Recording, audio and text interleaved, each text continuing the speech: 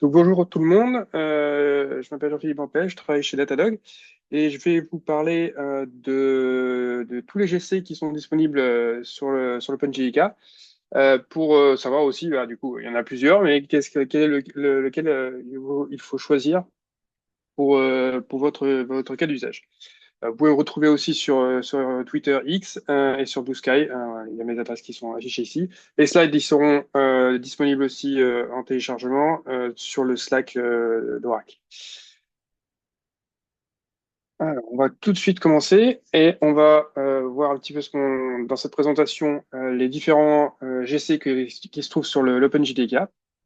Donc, on a une liste de GC et parmi ces GC, en fait, il va falloir trouver quel est le bon. Il y en a qu'un seul qui va pouvoir tourner. Et donc, on va discuter de comment sélectionner le bon GC par rapport à votre situation. Et ensuite, comment on peut encore un petit peu améliorer les performances en le tunant un petit peu. Donc, on va attaquer tout de suite avec voir les caractéristiques de ces GC qui sont disponibles sur l'OpenJDK. Donc, le premier qu'on peut trouver, c'est le Serial GC.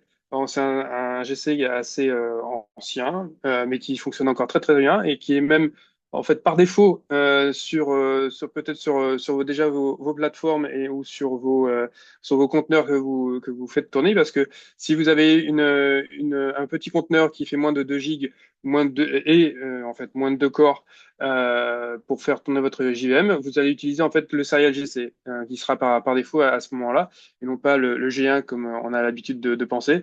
Mais dans ce cas-là où vous avez des conteneurs qui sont un peu contraints, voilà, seulement un serial GC fera l'affaire.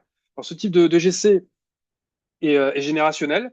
On va expliquer un petit peu en détail à quoi ça correspond et quels sont les avantages aussi d'avoir un GC générationnel. Il est single-threaded, c'est-à-dire qu'il y a juste un seul thread de GC qui va faire tout le travail pour réclamer toute la mémoire sur votre application. Et il est stop the world, c'est-à-dire qu'à chaque fois que le GC va travailler, il va arrêter tous les threads applicatifs, lancer son seul thread pour faire la réclamation de la mémoire et ensuite relancer les threads applicatifs pour continuer le reste de votre application. Au niveau de l'organisation de la mémoire pour un GC, donc il y a différentes espaces.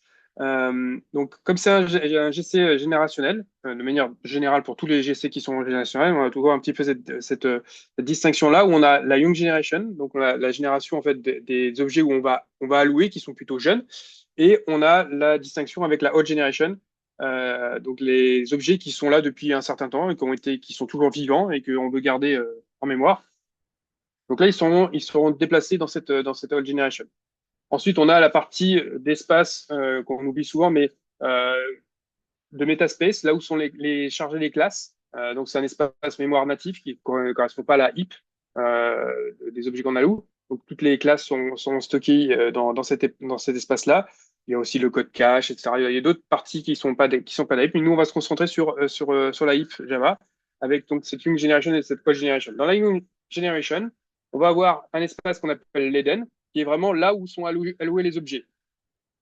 Une fois que ces objets sont alloués, quand il y a des cycles de GC qui passent, on va éventuellement garder un petit peu quelques temps les objets dans les survivor space.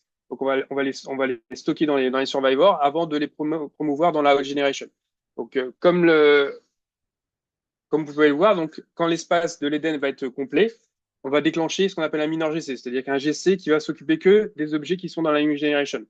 Ça nous permet d'avoir un GC qui va être un petit peu plus rapide, plutôt que de prendre tout l'espace de la heap et de scanner toute la heap, qui peut prendre un petit peu plus de temps. Donc, on va essayer de se concentrer sur la Young Generation. Et on va aussi euh, utiliser le fait qu'on a ces générations pour accélérer le traitement du GC.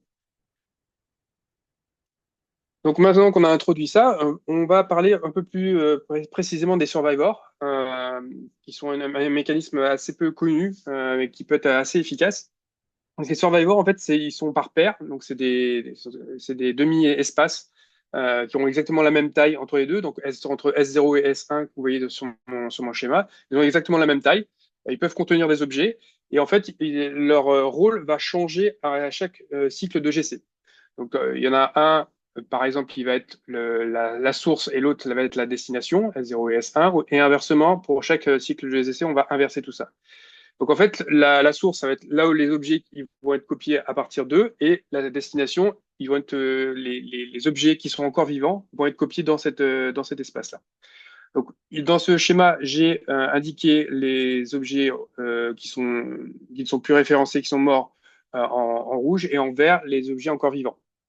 Donc dans notre cas ici, on a aussi des objets au milieu dans le S1 où on a un âge, c'est-à-dire que de combien de cycles les objets ont survécu et sont toujours vivants.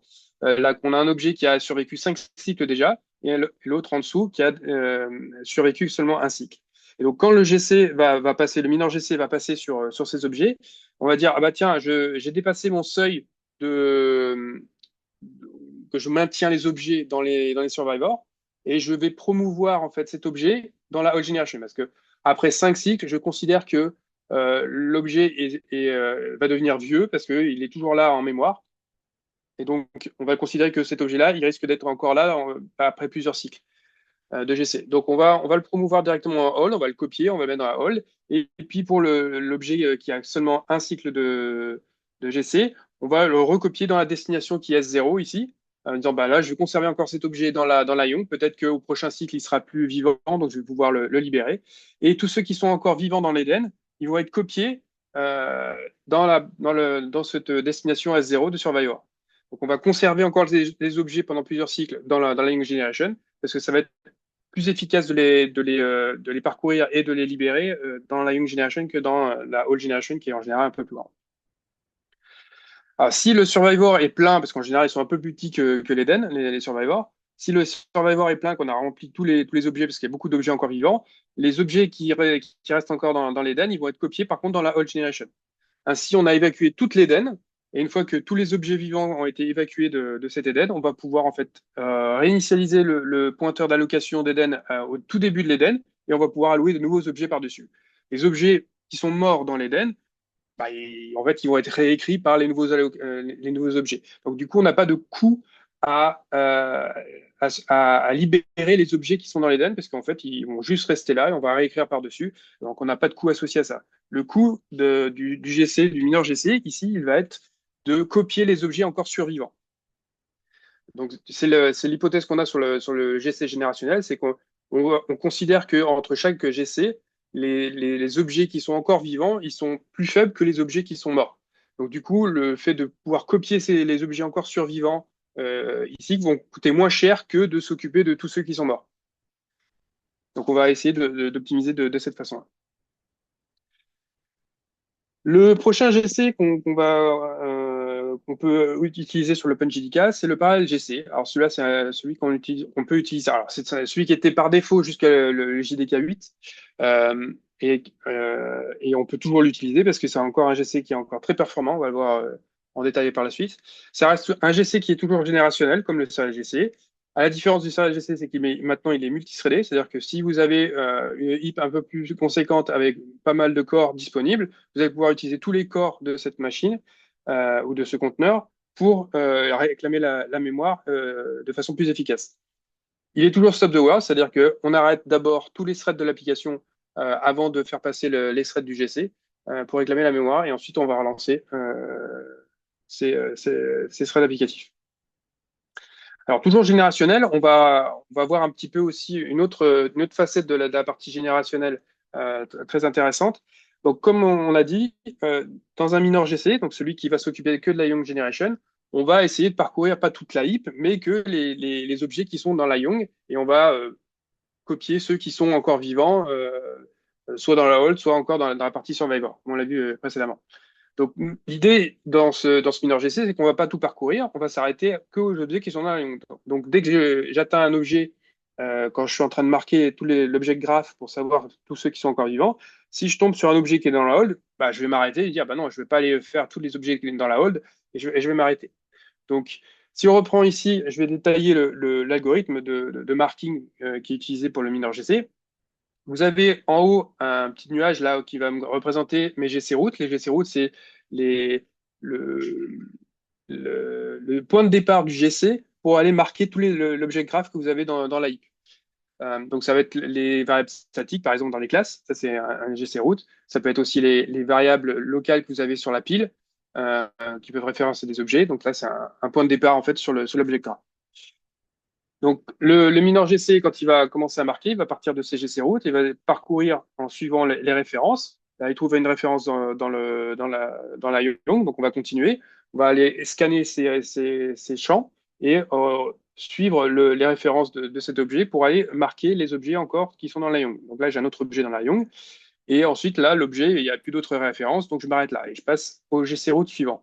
GC route suivant pointe aussi sur la Young, on va pouvoir continuer. Et ensuite, l'objet suivant pointe dans la hold. Donc là, je vais m'arrêter, je suis dans la hold, je ne vais pas aller plus loin et scanner les autres champs de cet objet-là. Moi, je vais m'occuper que de la Young. Les objets qui sont dans la hold, pour l'instant, je ne m'en occupe pas. Donc, je m'arrête à ce niveau-là. Et je passe à la GC route suivante. La GC route suivante, elle pointe directement sur un objet de la hold. Là, je m'arrête, je ne vais pas plus loin. Je passe tout de suite à la GC route suivante. Et dans ce cas-là aussi, pareil. Là, c'est un objet dans la hold, donc je vais m'arrêter. Sauf que petit problème, c'est qu'en utilisant cet algorithme-là, je ne me rends pas compte qu'en fait, l'objet-là, lui, il pointe sur un objet qui est dans la Young. Donc, on a une relation intergénérationnelle en fait entre les objets. Et donc, un objet dans la hold, il a pu être promu par la suite. On a pu modifier sa référence et pointer vers un objet qu'on vient juste d'allouer. Et donc, dans ces cas-là, on a un objet dans la hold qui pointe vers la Young. Donc, si je m'en tenais à l'algorithme que je vous ai présenté, bah, l'objet qui est ici va pas être considéré comme vivant et on va le garbage collecter, ce qui est franchement problématique. Donc pour ça, on a une technique pour le GC pour pouvoir quand même garder cette optimisation-là. On va utiliser ce qu'on appelle Remember Set. Donc c'est une technique de GC qui permet de pallier ces manquements dans le marking. Et l'implémentation qu'on utilise ici, c'est le card table. C'est-à-dire qu'on va faire une cartographie, un peu bitmap de la partie old generation, avec un tableau en disant, bah voilà, quand on a une référence qui est modifiée dans un objet, et que cet objet est dans la hold, on va marquer à 1 en disant, ah, il y a quelque chose qui s'est passé au niveau de la modification des références. La prochaine fois que tu passes pour du marking, essaie de scanner cette partie-là pour voir s'il n'y a pas d'objet qui serait encore qui pointe vers la Young, dans la Young Generation. Donc du coup, quand on va marquer tous les objets, à la fin, on va aussi scanner la carte table. Dès qu'on va trouver un 1 dans une des cases de la carte table, on va aller scanner la région de la hall qui correspond à cette carte et on va scanner les objets en disant, bah tiens, cet objet-là, hop, il est vivant, je vais aller scanner ses références, elle pointe vers un Young, je vais aussi marquer cet objet aussi vivant. Donc, ça va me permettre en fait de rattraper le marking et pour que ça fonctionne. Le, le compromis qu'on a, c'est qu'à chaque fois qu'on modifie une référence dans un objet, on va avoir ce qu'on appelle une variable barrière, une barrière en fait de code, dans le sens où on rajoute un petit morceau de code supplémentaire pour dire, ah, il va falloir mettre à jour la carte table en même temps qu'on modifie la référence. Comme c'est des modifications de référence qui sont en écriture, en général, on en a beaucoup moins que de ceux qui sont en lecture. Donc, ça reste un compromis acceptable pour pouvoir optimiser le travail du GC. Donc, voilà pour ce type d'optimisation sur la générationnelle qui nous permet de réduire le temps de GC. Autre type de GC, cette fois-ci, alors toujours générationnel, le G1. Donc ça, en général, c'est ce que vous utilisez la plupart du temps, parce qu'il est par défaut depuis JDK9 sur tout ce qui va être HIP supérieur à 2 gigas et à plus de 2 cœurs. C'est un GC donc générationnel qui est aussi multithreadé comme le ParaGC. Il a des parties à la fois stop the world, c'est-à-dire on arrête tous les threads, et des parties concurrentes. Donc on a un concurrent de parking. Donc le marking que je vous ai un petit peu décrit juste avant, celui-là va être fait sur la partie old generation, il va être fait en concurrence de l'application. C'est-à-dire que pendant que votre application continue de tourner, lui va essayer de faire un marking de la HIP qui permet d'avoir quelque chose qui est un peu plus rapide, c'est-à-dire qu'on va réduire le temps de pause, on n'aura plus cette phase de marking qui se trouve dans la phase de pause. Donc on aura cette phase de marking qui sera en concurrence de l'application. l'autre gros modification dans ce type de GC, c'est qu'il est basé sur des régions.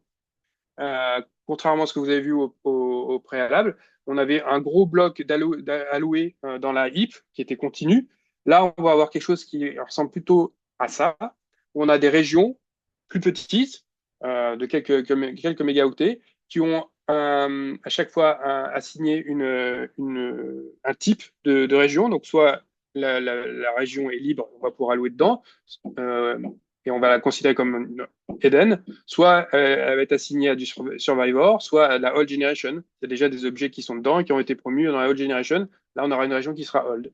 On a aussi une nouvelle catégorie de régions, on va dire, les Humongous, qui sont en fait quand vous avez des gros objets, des gros buffers qui font plusieurs mégaoctets, on va pouvoir les gérer un peu spécialement. On aura des régions dédiées pour ces gros objets-là. Donc en fait, quand le buffer, par exemple, va être supérieur à la moitié d'une région, une région peut être entre 2 et 32 mégaoctets.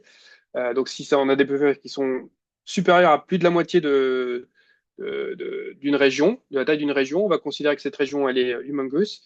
Et en fait, du coup, ce buffer peut aussi euh, euh, être sur plusieurs régions à la fois. C'est pour ça qu'on a un gros H ici, parce que ça peut aller se répartir sur plusieurs régions. Donc ça, c'est le modèle un petit peu théorique. En pratique, on voit que c'est plutôt fait par gros blocs. Donc là, c'est une représentation de la heap Java en se basant sur les adresses et sur les types de régions qui a été fait par Kirk Pepperdine. Donc on voit que finalement l'Eden en vert, elle est tout en bas, et donc toutes les régions, donc chaque carré en fait représente une région dans la heap. Et donc, en fait, ils sont tous au même endroit. Les survivors en jaune, ils sont aussi vers le milieu, à un endroit plus au milieu de la heap. Et tout ce qui est la partie All Generation et les Humongous, ils sont répartis en haut ici dans la représentation qu'on en fait basée sur les adresses. Mais voilà, donc en fait, on a quand même bien ces sections qui sont représentées en pratique. Mais vous voyez bien qu'il y a quand même des régions dans la hold qui sont pour l'instant pas assignées, qui sont libres, qu'on va pouvoir utiliser par la suite, ce qui est en noir. Voilà pour les régions. Alors, les régions, quel est l'avantage d'avoir des régions? Euh, la mémoire qui est réclamée, en fait, qu'on veut récupérer dans les régions, elle va être faite par évacuation de cette région. C'est-à-dire qu'on a une région avec des objets qui sont déjà encore vivants. Pour pouvoir libérer de la place et avoir une nouvelle région dans laquelle on va pouvoir allouer dedans, on va copier et évacuer ces objets qui sont restants dans cette région dans une autre région. Ça va nous permettre aussi de les compacter. Caractéristique très importante aussi des GC en GVM, c'est qu'on essaie d'avoir quelque chose de compact pour éviter toute la fragmentation. Mais voilà, pour limiter la copie de ces objets, on va se focaliser que sur les régions qui ont euh, peu d'objets vivants, parce que du coup, on va limiter la copie. Et on va pouvoir récupérer une région, par exemple en copiant un ou deux objets qui sont encore vivants. On va en récupérer tout ça, toute une région entière, plusieurs mégaoctets récupérés d'un coup, et pour pouvoir les utiliser pour la location. Donc, c'est cette heuristique-là de se focaliser sur les régions où il y a le plus de garbage au final, d'où vient le nom GR, c'est-à-dire garbage first. On va se focaliser sur les régions qui ont le plus de garbage parce que ça va nous permettre de récupérer plus de mémoire avec peu de coûts. Une fois qu'on a évacué les objets, il va falloir mettre à jour les références des objets qu'on a copiés. Parce qu'on a déplacé les objets en mémoire, donc il va falloir tous les pointeurs qui pointent sur ces objets-là, il va falloir aussi les mettre à jour. Donc quand on a une grosse heap, il va falloir scanner toute la heap pour retrouver tous les objets et mettre à jour leurs références. Là, avec les régions, on va pouvoir éviter de scanner toute cette heap et se limiter aux seules régions qui seront impactées par ce déplacement d'objets. Et pour cela, on va encore utiliser les Remember Sets, cette fois-ci dans une autre implémentation, qui vont me permettre de scanner quelles sont les régions qui contiennent des objets qui pointent sur ces références et qu'on va devoir mettre à jour. Je vais donner un petit exemple ici parce que c'est pas facile à se représenter et que c'est un petit peu compliqué. On a ici trois régions dans lesquelles on a des objets. Dans la région 1 et la région 3, on a des objets qui pointent sur des objets qui sont dans la région 2. Sauf que la région 2, c'est celle qu'on veut évacuer, qu'on veut récupérer. Parce qu'il y a deux objets qui sont encore vivants et on voudrait récupérer cette région pour allouer à nouveau de la mémoire. Donc on va évacuer les objets qui se trouvent dans la région 2 dans une nouvelle région. Donc on va les déplacer. Donc, les objets qui pointent sur ces objets, qui sont dans la région 1 et 3, il va falloir mettre à jour ces références et savoir où ces objets se situent et mettre à jour leurs références. Donc, pour ça, on a dans chaque région un remember set qui nous donne, qui nous pointe vers les régions ou les endroits précis dans la région où se trouvent les objets qu'on va devoir scanner pour aller mettre à jour leurs références. Ce qui veut dire qu'à chaque fois qu'on écrit encore, qu'on modifie les pointeurs d'un objet, euh, donc ici, si on a un pointeur et qu'on modifie et qu'on fait pointer ici, on va mettre à jour le remember set de la région de destination pour dire, ah, attention, on a un back pointer, un pointeur inverse pour dire, ah bah ici, il y a un objet qui pourrait être intéressant si vous modifiez quelque chose par rapport à cette région. C'est un peu compliqué, hein. C'est vraiment un retour arrière sur un back pointer, pointer inversé sur où se trouvent les sources de référence.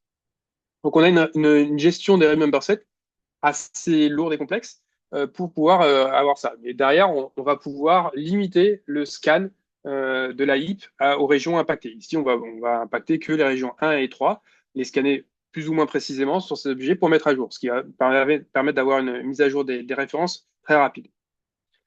Mais il y a toute cette gestion des remember sets à garder qui se trouve off-heap. Donc voilà pour cette modification des régions, utilisation des régions dans G1. Autre type de GC et ses caractéristiques, Shenandoah. Là, on passe dans un type de GC vraiment particulier par rapport à ce qu'on a vu précédemment. C'est des GC qui sont concurrents, on va dire. Je dis ici fully concurrent. Alors, c'est pas tout à fait exact parce qu'il y a quand même des pauses qui existent, mais elles sont très petites. Elles sont moins de la milliseconde. Vous avez des pauses qui sont vraiment très courtes et tout le travail du GC va être en concurrence de l'application.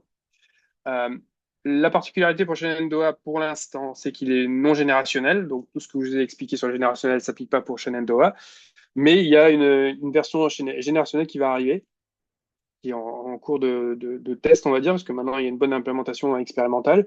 Donc, ils vont avancer dans cette partie-là. Mais on considère que là, en production, on peut utiliser qu'un Shenandoah qui est non générationnel. Le fait qu'il soit complètement concurrent va permettre de réduire le temps de pause vraiment à quelque chose qui est négligeable. On est en dessous de la milliseconde la plupart du temps, pas toujours, mais la plupart du temps. On est toujours basé sur des régions. Et le fait qu'il soit concurrent, en fait, on va avoir un challenge. C'est-à-dire que concurrent dans le fait qu'on marque les objets, très bien, mais aussi quand on va bouger les objets, donc quand on va évacuer les régions, quand on va copier ces objets-là et qu'on va mettre à jour les références, tout ça va être fait en concurrence de l'application. Donc, c'est-à-dire que l'application, elle tourne toujours, elle peut toujours accéder à ces objets-là, et ces objets-là, eh ben, ils peuvent bouger. Donc, comment est-ce qu'on va gérer le fait que le pointeur, il pointe vers un objet, la référence, elle pointe vers un objet qui est en train d'être évacué. Donc, on peut pointer sur un vieil objet, l'objet peut être modifié entre-temps, etc. Donc, on peut avoir une concurrence d'accès. Donc, comment on gère cette concurrence d'accès et ne pas avoir l'application qui se trouve dans un état instable. Donc pour cela, on va utiliser ce qu'on appelle une read barrière. Alors, dans ce cas-là, précisément, c'est même une load barrière. La différence est un petit peu subtile, mais en fait, la read barrière, ça va être quelque chose à chaque fois qu'on va accéder à un champ, on va déréférencer un, un champ, on va faire une read barrière. La load barrière, c'est qu'on va charger l'objet avant de déréférencer une seule fois, et toutes les déréférencements, en fait, ne seront pas derrière une barrière, mais c'est qu'au chargement de l'objet. Euh, donc, on va checker en fait chaque accès en fait à chaque chargement, pour être précis, de l'objet, pour voir si l'objet ne sera pas déplacé. Si c'est déplacé, alors on va appliquer un self-healing, c'est-à-dire que c'est pas le GC, le thread du GC qui va modifier l'adresse pour la pointer vers la nouvelle nouvel emplacement, mais c'est le thread de l'application qui va faire cette correction. Parce que c'est une correction qui est assez rapide. À partir du moment où on a détecté qu'il y avait une modification, on va pouvoir faire ça assez rapidement. Et le fait que ce soit le thread applicatif qui le fasse, bah, en fait, ça va aider le GC thread à fixer ce genre de choses. De le copier et de modifier l'adresse vers laquelle il pointe. Donc, du coup, c'est ce qu'on appelle le self-healing, c'est-à-dire que ça peut être les threads applicatifs qui peuvent automatiquement corriger ce que le GC thread n'a pas eu le temps encore de faire. Donc, c'est une caractéristique qu'on va retrouver sur tous les concurrents de GC. Donc là, on a une chaîne Doha, mais c'est aussi valable pour ZGC et pour d'autres types d'algorithmes similaires. Euh, Justement, au niveau de ZGC, on avait quelque chose qui était non générationnel avant le JDK 21. Le JDK 21, qui est LTS, a introduit la notion de ZGC générationnel qu'on peut activer avec l'option ici explicitement. Et par contre, à partir du JDK 23, il est devenu par défaut.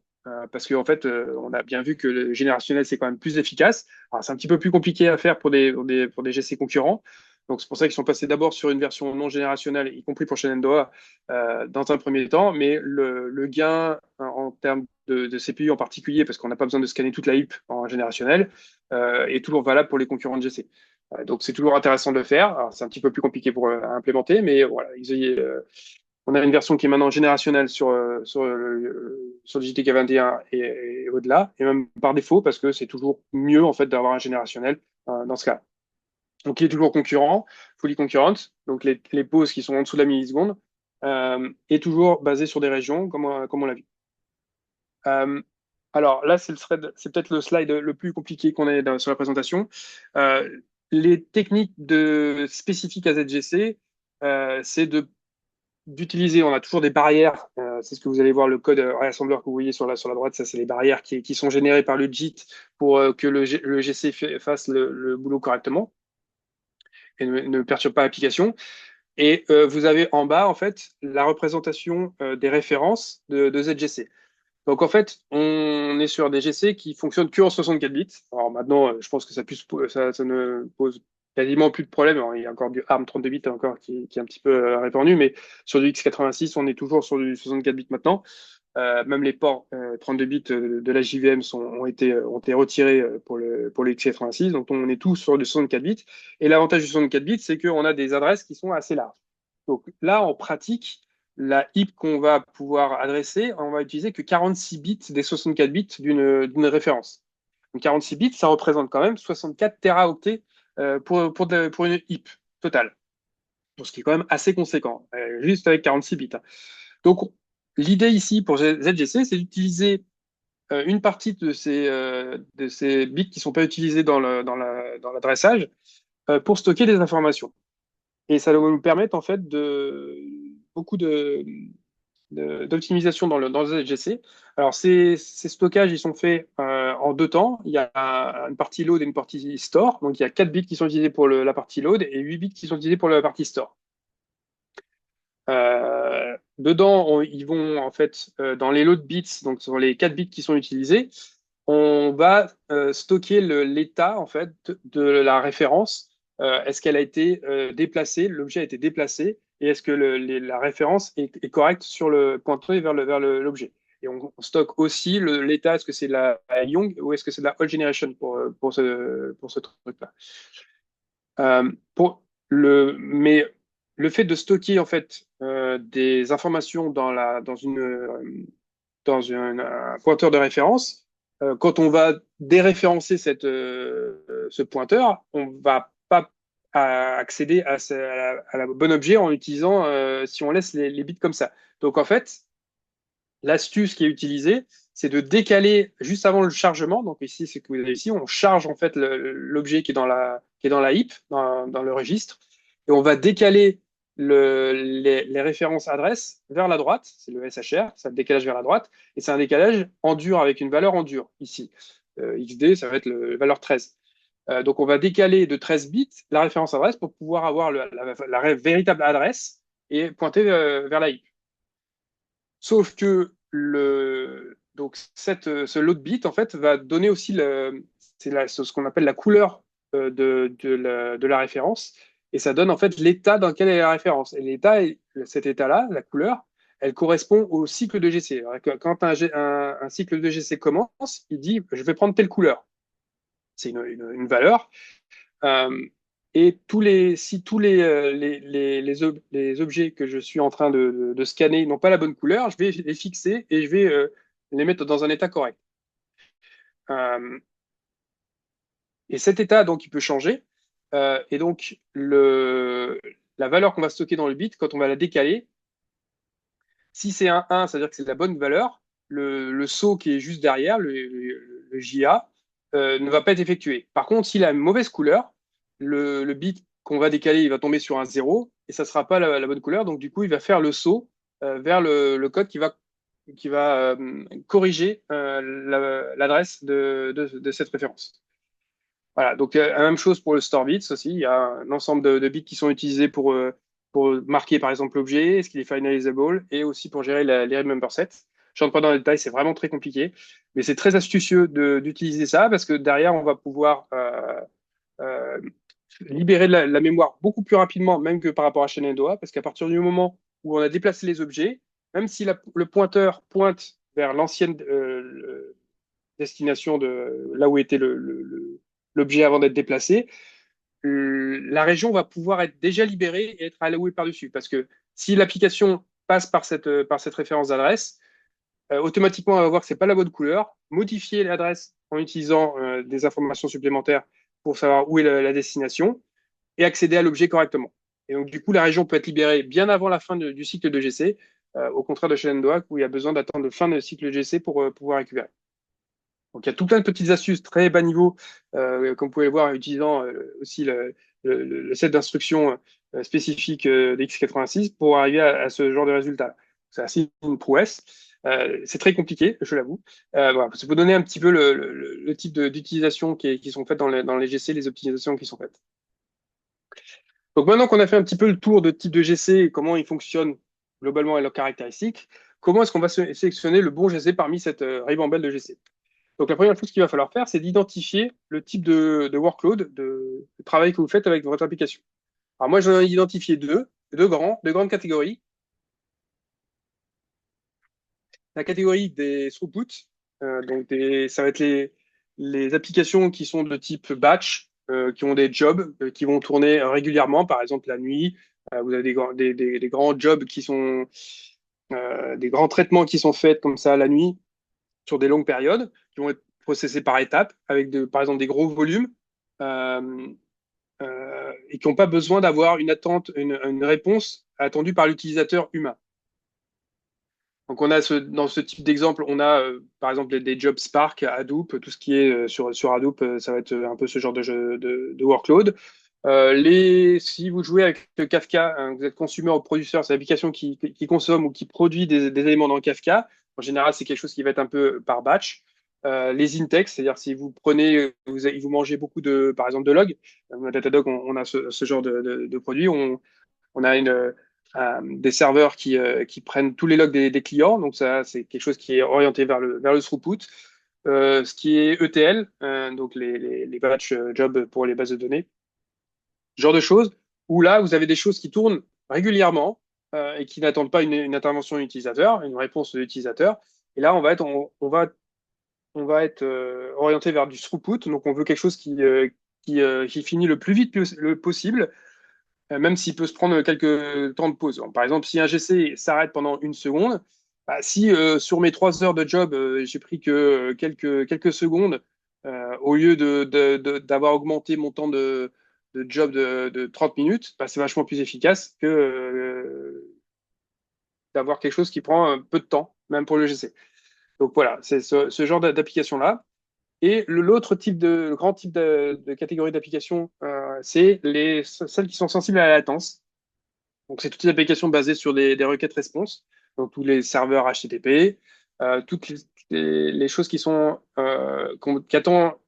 que l'humain attend une réponse, même indirecte. Donc, si vous avez par exemple des microservices, vous avez une requête qui vient d'un utilisateur, ça passe par plusieurs microservices. Mais bon, si c'est toujours la même requête qui passe par les mêmes services, bah, tous ces services-là, en fait, ils sont sensibles à la latence parce que derrière, il y a un humain qui attend la réponse en retour. Et donc, même si vous utilisez plusieurs services, bah, tous ces services, en fait, ils ont une latence d'exécution et cumulé, bah, ça donne la latence de réponse pour l'humain en face.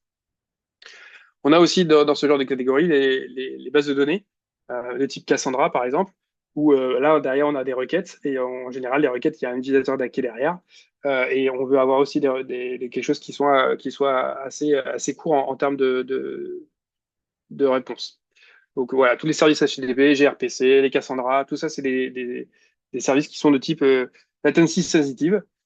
Et donc là, on veut minimiser le temps de pause qu'on peut avoir et minimiser cette latence. Donc on va choisir le GC en fonction. Donc j'ai fait deux types d'applications pour un petit peu aller dans ces catégories-là. Donc j'ai une application qui est plutôt throughput oriented, où là j'ai pris, c'est un exemple, hein, je travaille beaucoup avec JFR et donc les fichiers JFR. Donc c'est les enregistrements de la JVM qui peuvent être plus ou moins gros, hein, ils font plusieurs mégabytes si on a une minute d'enregistrement, 1 ou 2 minutes d'enregistrement. Et j'utilise une librairie de JDK Mission Control pour en fait parser tous ces fichiers de façon round robin. Donc en fait, j'ai un job qui prend environ entre 1 minute 30 et 2 minutes à tourner sur différents types de fichiers, différentes tailles, et je prends une métrique qui est le temps total en fait pour parser tous les fichiers JFR que j'ai prédéterminés. Et donc j'ai lancé ce job avec différents types de GC. Donc vous avez un résultat ici. Donc on a en ordonné le temps d'exécution en fait de chacun de mes jobs avec le type de GC, avec les couleurs. Donc avec la G1, il a pris un petit peu plus de 2 minutes, 124 secondes. Pareil, le GC, il va être un petit peu plus court, on a pris 108 secondes, donc on voit bien la différence déjà entre les deux. Et avec ZGC, on a pris un peu plus de temps, 112 secondes, et avec Shendora, on était près de 2 minutes. Donc là, c'est le temps global sorti de la JVM. J'ai pas fait de tuning plus que ça. J'ai vraiment lancé avec les valeurs par défaut de la JVM et on a ces résultats-là. Donc c'est bien comme ça, mais ça serait bien quand même d'analyser un petit peu ces résultats. Donc j'ai pris les logs GC de ces exécutions et je l'ai passé dans un outil qui est online qui s'appelle GC Easy, qui permet d'analyser les fichiers de log et d'avoir des statistiques très, très rapidement. Donc sur le G1, par exemple, j'ai fait une analyse et il me donne des performances indicateurs qui sont intéressants. On a ce qu'on appelle le throughput. Donc le throughput, ça va être le temps passé par l'application sur le temps passé dans le GC. Et donc 85%, ça veut dire qu'on a 85% du temps qui est passé par l'application et le reste dans le GC.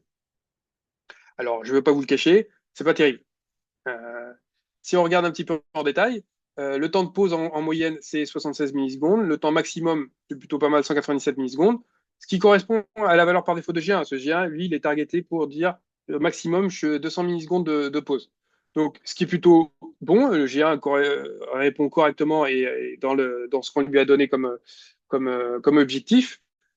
Si on regarde un petit peu le découpage des temps de GC, on a quand même 150 GC qui sont en dessous de 100 millisecondes et 83 qui sont au-dessus des 100 millisecondes.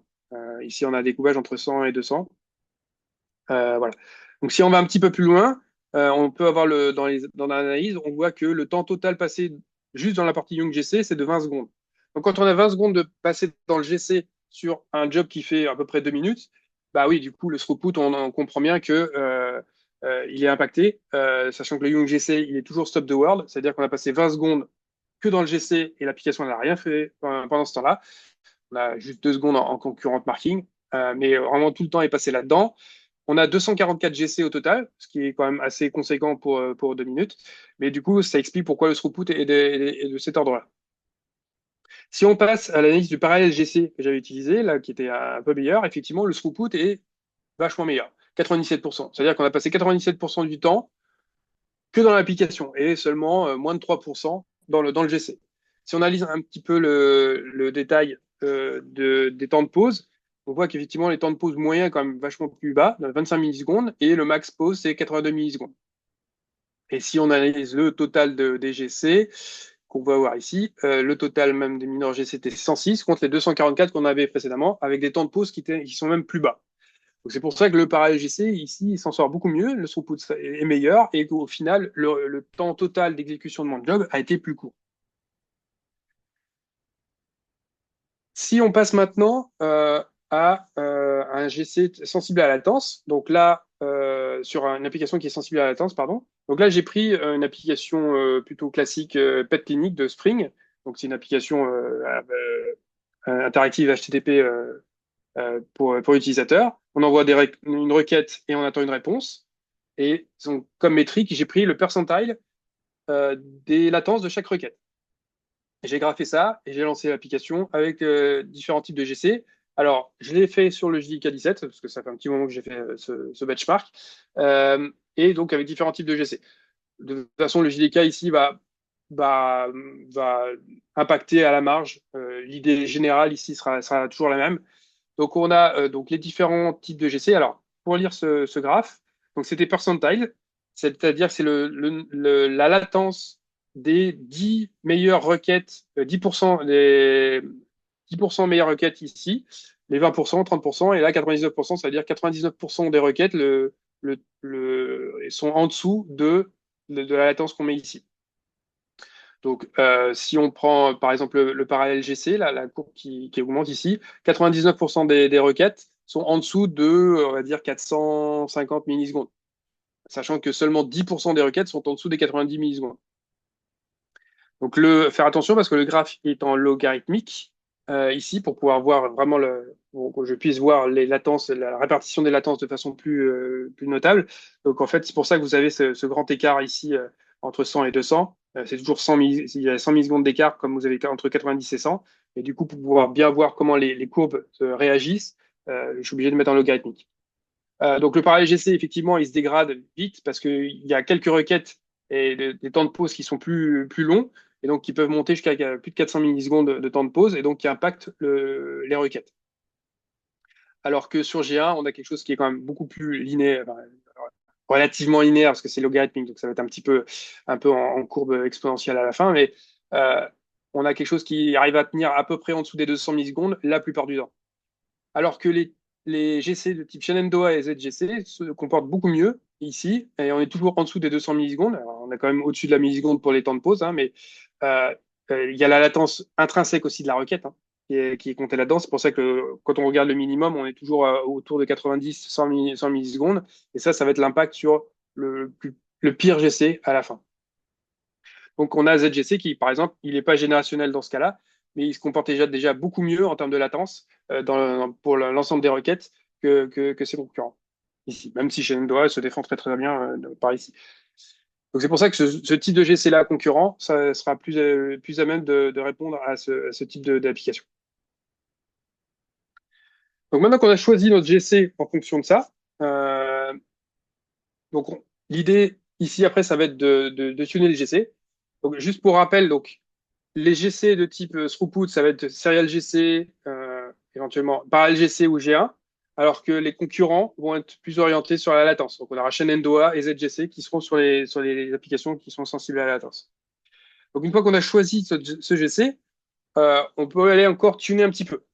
Donc sur Parallel GC, c'est un GC que j'aime beaucoup parce qu'il est vraiment facile à comprendre et à raisonner. En gros, lorsque la Young est pleine, il déclenche le GC. Quand la Hold est pleine, il déclenche le full GC. Et il parcourt toute la heap pour pouvoir réclamer la mémoire. Donc du coup, il est facile en fait d'anticiper quand les mineurs GC et quand les full GC vont apparaître. Il suffit de suivre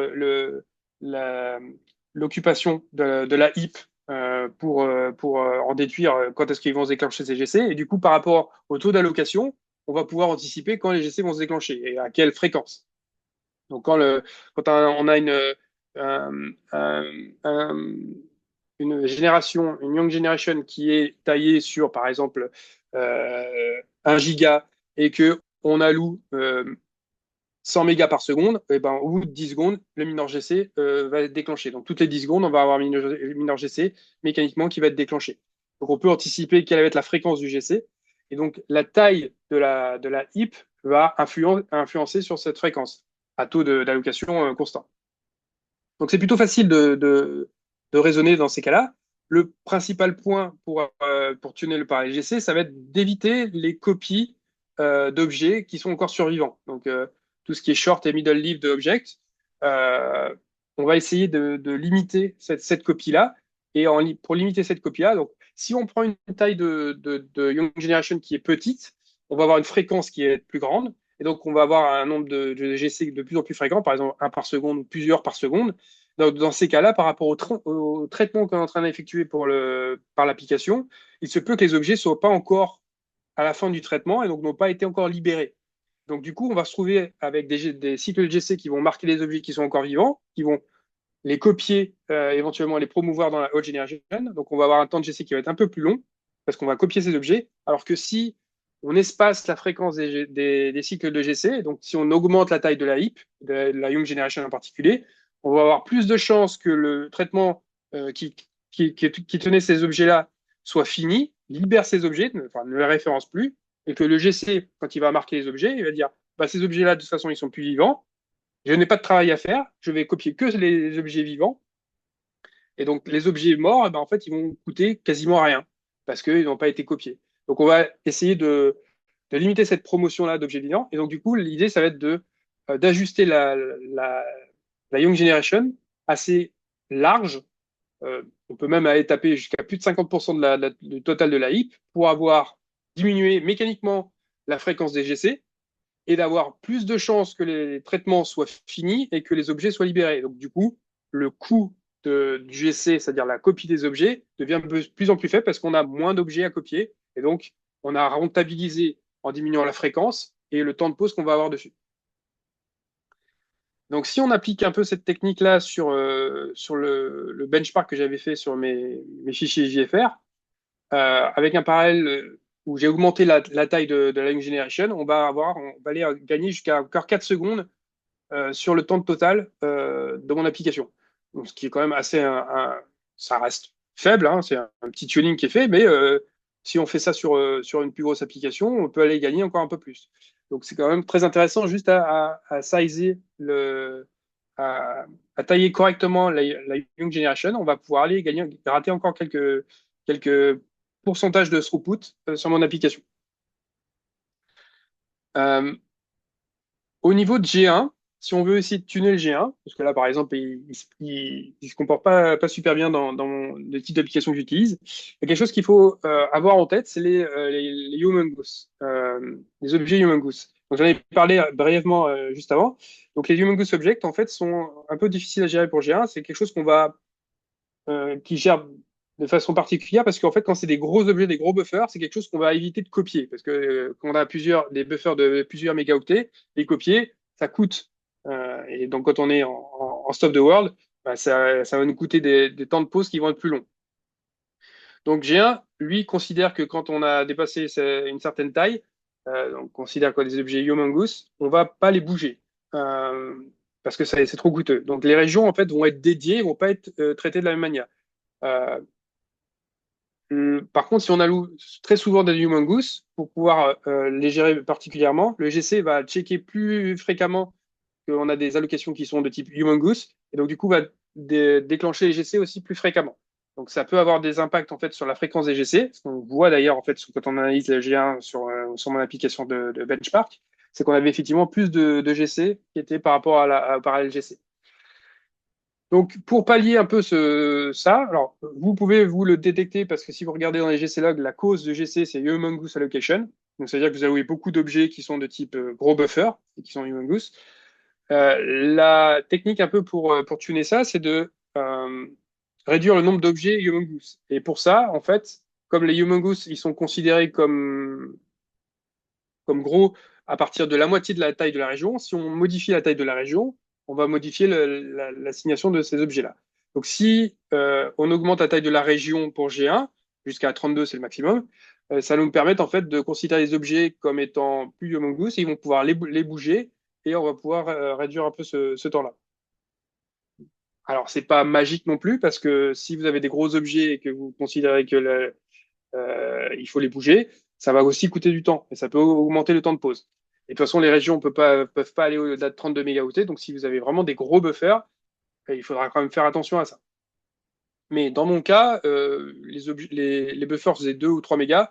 Donc, en augmentant la taille de la région à 16 mégas, par exemple, j'ai pu augmenter le throughput de mon application globale et d'arriver, par exemple, donc le G1 tuned, il est en rouge ici. On a descendu de 124 secondes à 105 secondes, juste en modifiant la taille de la région. Donc, on arrive dans le même temps qu'un parallèle GC qui est bien tuné. Donc là, on récupère, donc la G1 et parallèle GC, et là, ils se tirent à la bourre, ils sont des GC qui sont plutôt orientés sur le throughput et qui peuvent donner des très bons résultats de ce point de vue-là. Si j'ai un, des fois, il faut un petit peu savoir comment il fonctionne et le tuner. C'est pas toujours évident, mais on arrive au même niveau. Euh, Autre particularité pour G1 aussi, c'est lui, sa génération Young se resize automatiquement. C'est un peu aussi le gros point d'amélioration par rapport à LGC, où par LGC, la taille de la Young est plutôt fixe. Là, il est dynamique. Et en fonction du, du target post time, ce qu'on appelle on va le voir juste après, mais en fonction le target post time qu'on lui met, le max post millisecondes, on va pouvoir pousser G1 vers quelque chose qui est plus throughput ou quelque chose qui est plus euh, orienté vers la latence. Euh, mais il faut faire attention parce que le resize de la Young Generation peut être très agressif sur G1. Il peut descendre jusqu'à 5% de la HIP, donc ça peut être très petit. Le fait qu'on ait une Young très petite va générer des Young GC qui seront plus fréquents. Et comme on l'a vu, quand on a des GC plus fréquents sur du throughput, c'est pas toujours idéal. Donc il faut faire un peu attention à ça, parce que du coup, on a des GC plus fréquents, plus de promotions, plus de copies d'objets, les temps de pause augmentent. Et donc si on a des temps de pause qui augmentent, on va augmenter aussi notre throughput au total. On va diminuer notre throughput total, pardon. Donc dans ces cas-là, on peut aussi quand même demander à G1 de fixer la Young correctement en utilisant le new ratio euh, ou le XMN. Mais le problème, c'est que si on fait ça, du coup, on perd toute l'heuristique de G1 et ça peut être contre-productif par rapport à LGC. Donc, comme je vous l'ai dit, on peut utiliser le max GC pause millisecondes pour tuner ça. Euh, mais en dessous de 50 millisecondes, par exemple, là, ça va pas marcher pour G1, il va pas y arriver. Il vaut mieux passer sur un GC concurrent de type GC ou Shenandoah. Le tuning de Shenandoah, c'est plutôt rapide. Il n'y a pas grand-chose à faire, comme pour cette GC. En fonction du taux d'allocation, en fait, ce qu'il faut faire, c'est qu'il ne faut pas que la HIP soit remplie par rapport au taux d'allocation. Donc, il faut tailler sa HIP en fonction de ça. Parce que si le taux d'allocation est trop supérieur à ce que peut faire le GC en récupération de la mémoire, Shenandoah va soit faire un paisseur, c'est-à-dire ralentir l'application en rajoutant des slips en fait, dans l'application, de celle qui est à loup, les threads qui est à loup, soit dégénérer en full GC qui est stop the world. Donc l'idée, ça va être de donner de la place à Shenandoah, d'avoir plus de HIP, d'augmenter la HIP, ou d'augmenter aussi le nombre de cœurs, parce plus on a de cœurs, plus il y a de GC qui vont tourner en concurrence, et plus rapidement la HIP va pouvoir être récupérée. On va pouvoir réclamer la mémoire et libérer la mémoire plus rapidement. Sachant que sur Shenandoah, les régions elles sont réclamées qu'à la fin du GC, du cycle de GC, qui peut prendre quelques secondes au total, le cycle de GC, parce qu'il est en concurrence. Donc ça peut prendre un peu de temps avant que les régions soient réclamées. Au contraire de ZGC, où là, le principe va être un peu le même, sauf que lui, il va pouvoir réclamer les régions un peu plus rapidement. Mais c'est toujours, si vous avez une HIP trop petite, vous allez avoir ce qu'on appelle les allocation stall. Il n'y aura pas de full GC, il n'y aura pas de stop the world, mais les threads qui veulent l'allouer, qui n'ont pas de mémoire, ils vont être bloqués jusqu'à que la mémoire se libère. Euh, donc c'est un peu comme une pause de toute façon, hein, sauf que c'est pas tous les threads, c'est ceux qui allouent. C'est un peu l'avantage. Mais voilà, donc il va falloir aussi tailler la HIP en fonction de ça, ou augmenter le nombre de cœurs, comme chez Endoa. En conclusion, donc pour choisir le GC, comme je l'ai dit, si vous avez des workloads qui sont orientés throughput, on va plutôt privilégier par LGC ou G1. À partir du moment où vous avez des bons résultats avec G1, vous pourrez rester avec G1. Si vous avez commencé à avoir des mauvais résultats avec G1, peut-être qu'il va falloir switcher sur par LGC. Vous aurez plus de contrôle et peut-être que ça sera plus facile à tuer. Par contre, si vous avez des workloads qui sont sensibles à la latence, de type serveur HTTP, microservices, etc., Cassandra, une base de données, utilisez soit Shenandoah, soit ZGC, sachant que ZGC maintenant est générationnel, il est un petit peu plus efficace que Shenandoah là-dessus, et peut-être plus efficace aussi sur la taille de HIP, puisqu'il peut réclamer les régions plus rapidement que Shenandoah. L'avantage de Shenandoah, c'est qu'il est plus multiterrain, dans le sens où on va pouvoir l'utiliser même sur du 32 bits, à la différence de ZGC qui n'est pas capable de le faire. Voilà pour cette présentation.